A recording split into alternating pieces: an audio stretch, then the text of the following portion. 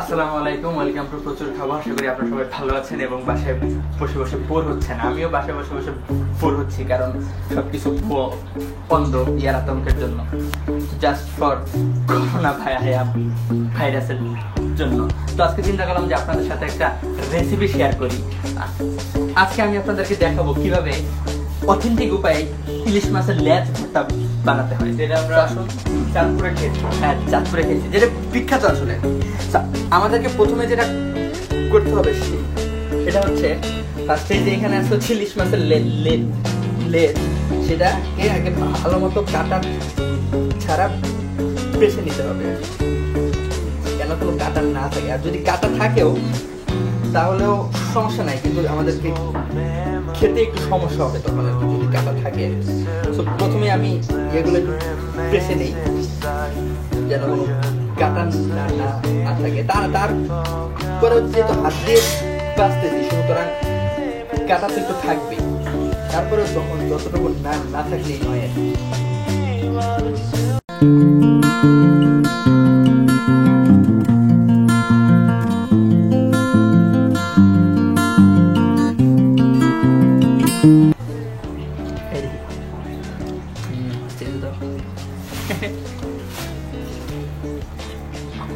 আর ফার্স্টে আমরা মাছ ভেজে নিব। হ্যাঁ, ফার্স্টে তো অবশ্যই মাছ ভাজতে হবে, না হলে তো ভর্তাটা সেভাবে হবে না।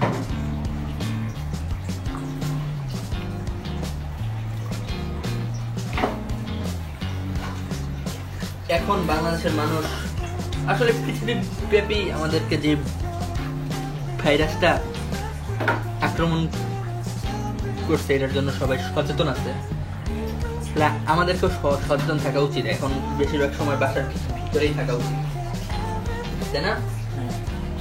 তাহলে আমরা আশা করি আল্লাহর কাছে করবো, দোয়া করবো যেন আল্লাহ আমাদের এই ভাইরাসটা থেকে মুক্ত করে।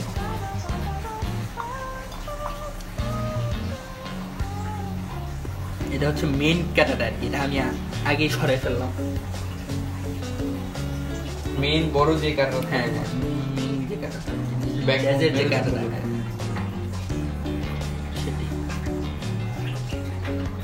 ছোট ছোট ইলিশ মাছের কাটে কিন্তু আসলে খাওয়া যায়। এগুলা থাকবে কিছু কিছু যেগুলা আপনারা করে এবার চাপায় খেয়ে, এগুলো চাবানো একটা আলাদা মজা। Very simple.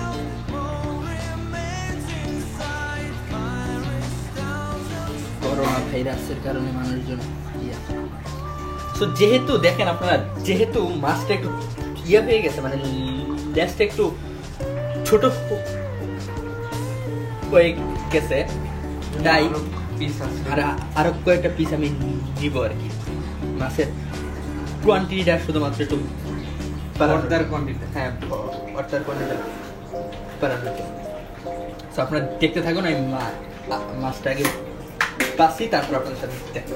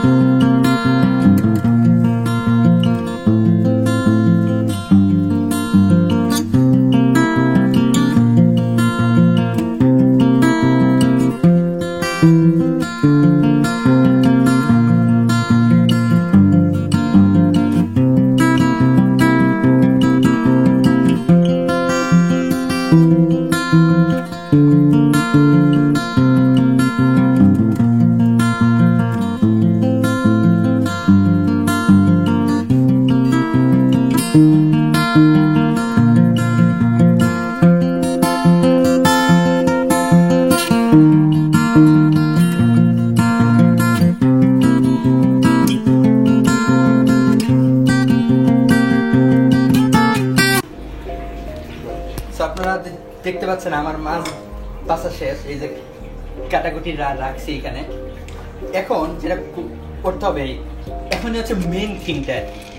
আচ্ছা, আমি একটা বাটি নিয়েছি, আমার একটা বাটি নেওয়া উচিত। সাইজে একটু বড় বাটি আনছি আমি।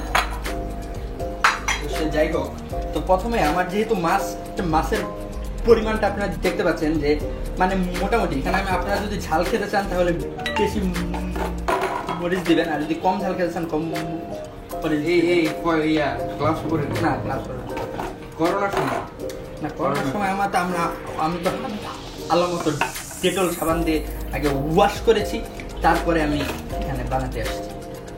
আচ্ছা, আমি 5টা মরিচ নেই নাকি? বৃষ্টি হয়ে যাবে। না, 5টা দুটো, 3টা 5টা আরেকটা। আচ্ছা, আর এগুলো কিন্তু শুকনা ভাজা মরিচ আমি একটু জুম করে দেখাই, একটু হাতে ধর। শুকনা ভাজা মরিচ আর কি। এগুলাকে প্রথমেই ভালো মতো হাত দিয়ে ব্লেন্ড করতে হবে। হাত দিয়ে মানে টেলে নিতে হবে, হাত দিয়ে টেলে নিতে হবে। এই যে ভর্তার মতো করে ইয়ে করতে হবে যেন এটা মিশে যায়। ভর্তাটা আমার কাছে কম লাগতেছে। আরে না, আমরা তো ঝাল প্রিয় মানুষ, তো ঝাল না খেলে হলো।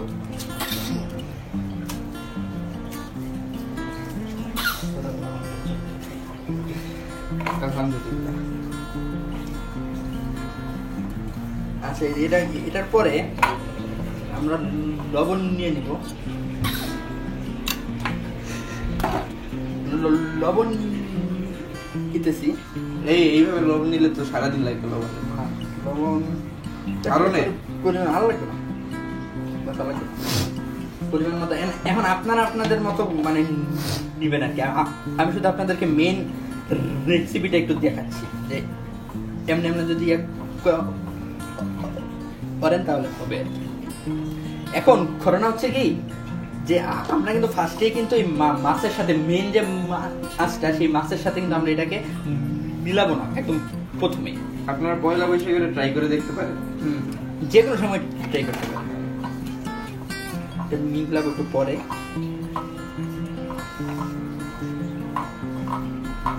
ইয়ে করার পরে এখন সাথে একটু পেঁয়াজ দিব, দেখতে পাচ্ছেন এই যে। তাহলে ফার্স্টে দিলাম হচ্ছে মরিচ, তারপরে দিলাম লবণ, তারপরে দিলাম পেঁয়াজ, একটু ধনেপাতাও দিতে হবে আর কি। এরপর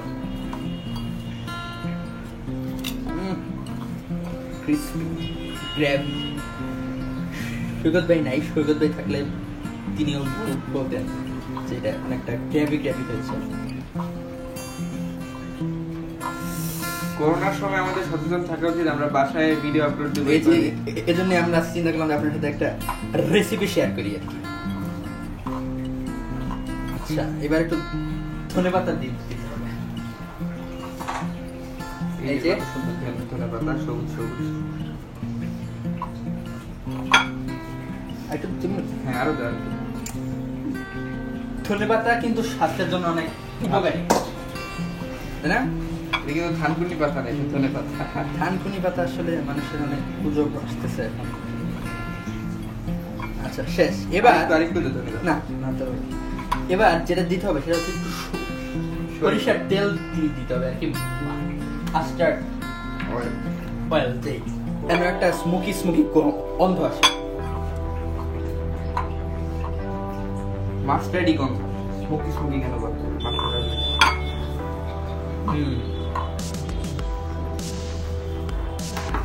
এটা কিন্তু একটা ভেরি সিম্পল রেসিপি, যে কেউ করতে পারে। এটা ভালোভাবে কিন্তু একটু মেখে নিতে হবে। এই সাইডে দেখেন কত সুন্দর কালার হয়ে গেছে। হ্যাঁ, একটু ভালোভাবে মেখে নিতে হবে। তাহলে আপনারা যত বেশি মাখবেন তত বেশি এটা খেতে আরো বেশি সুস্বাদু এবং মজাদার।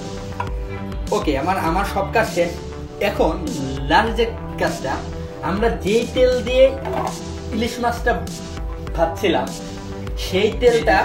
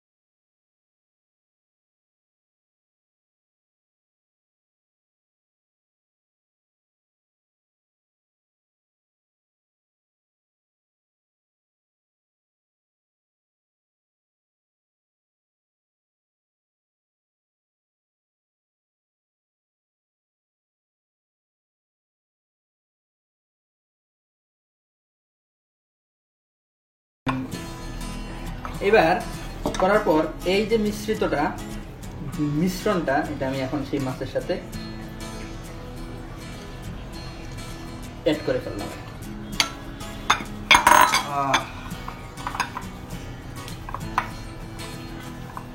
ও আর আমি একটা জিনিস কথা এটা বলতে চাই, আমি এটা শিখছি হচ্ছে মামা থেকে।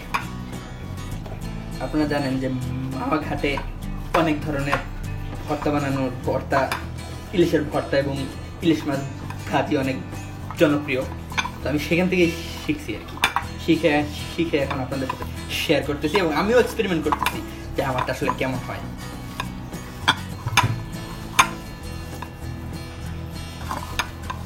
ভেরি সিম্পল, কিন্তু অনেক হয়ে গেছে, তাই না?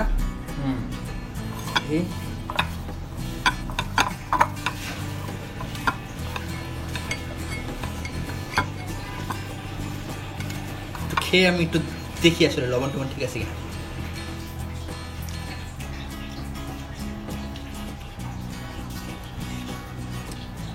প্রচুর ঝাল হয়েছে।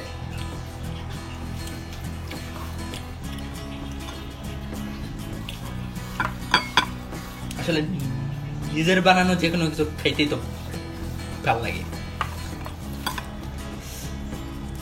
আচ্ছা, আরেকটা কথা, সেটা হচ্ছে ওইখানে দেখানো হয়েছিল যে একটা টেস্টিং সল্ট দিছে আর কি, কিন্তু আমাদের শরীরে কিন্তু আমি আমাদের ইয়ার জন্য ক্ষতিকর দেখে আমি এটা এখানে করলাম না। একটু গোল কর, এখন গোল তো করতে পারি না। হ্যাঁ এই যে গোল হয়ে কিসের কে বলেছে পার একটু খেয়ে দেখি। অনেক ঝাল হয়েছে এবং লবণও ঠিক আছে। এবার আমি একটা ইয়াতে বাটিতে সার্ভ করব। এই যে বাটি না প্লেট। তো আজকের মতো এটাই ছিল আমাদের ভিডিও। বাসায় বসে বসে হচ্ছিলাম, এই জন্য আপনাদেরকে দেখালাম আর কি যে কিভাবে ইয়া বানাতে হয়। তো আপনারও বাসায় ইচ্ছা করলে এটাই ইয়ে করতে পারেন আর কি। তো আজকের মতো এখানে বিদায় নিচ্ছি। আপনারা ভালো থাকবেন, সুস্থ থাকবেন এবং বাসায় থাকবেন, কোথাও যাবেন না, কারণ এখন সব মিলে তো আপনারা বুঝতেই পারতেছেন যে পরিস্থিতি ভালো না। তো আজকের মতো এখানে বিদায় নিচ্ছি। Stadium project.